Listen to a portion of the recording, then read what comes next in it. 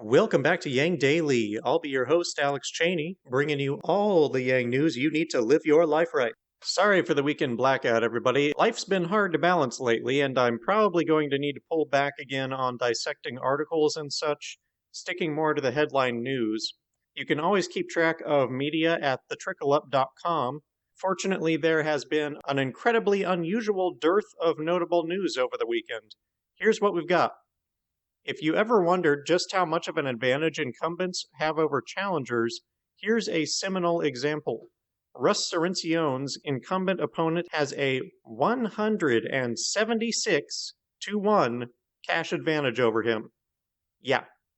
The 15-term congressman has about $3 million to play with because most of what politicians spend their time doing, even while in office, is fundraising. It's truly become a parasitic profession.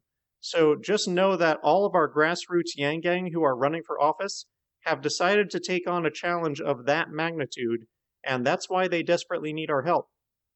The Facebook ad boycott, in protest of their refusal to properly regulate hate speech and misinformation, is growing quickly. Verizon, Unilever, REI, Starbucks, Honda, Upwork, Dashlane, Arc'teryx, Ben & Jerry's, Eddie Bauer, Eileen Fisher, Hershey's, JanSport, Levi Strauss, Magnolia Pictures, Patagonia, Patreon, Verizon, and Coca-Cola have now all joined the North Face, making for 21 total brands so far involved in the boycott. Be sure to catch the Yang Gang Book Club's discussion of the book Tyranny of Kindness, including Scott and the author below.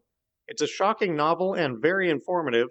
Scott has also uploaded his readings of the book, and it's a good resource to refer people to if they are arguing to preserve the welfare state against replacement by UBI.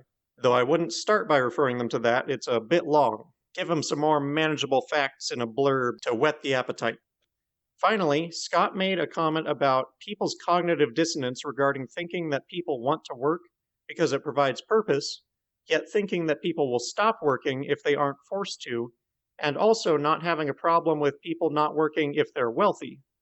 I wanted to highlight this because it's so striking that it's so often the people who claim to support capitalism who make this objection without realizing that they're actually arguing against capitalism.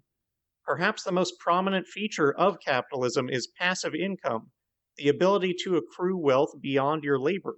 That is what UBI is. When people argue UBI will make people lazy, they are saying that passive income is a vice, meaning that capitalism is a vice. So if you see a self-proclaimed capitalist making that argument, make sure to point that out to them. And that's it. That's all the weekend news. Kind of crazy, but merciful for me at least. Still waiting for the final tally in Kentucky. So that'll do it for today's Yang Daily. Consider supporting your Yang Gang congressional candidates. Check out Tyranny of Kindness. Help advocate for clear, fundamental policy goals for the protests. If you're going out to protest, wear protection, especially on your eyes, head, and throat. If you get arrested while protesting, remember not to say anything without a lawyer. Whatever you choose to do, be wise, be safe, and act with measured purpose toward real solutions. And don't forget to Yang Daily.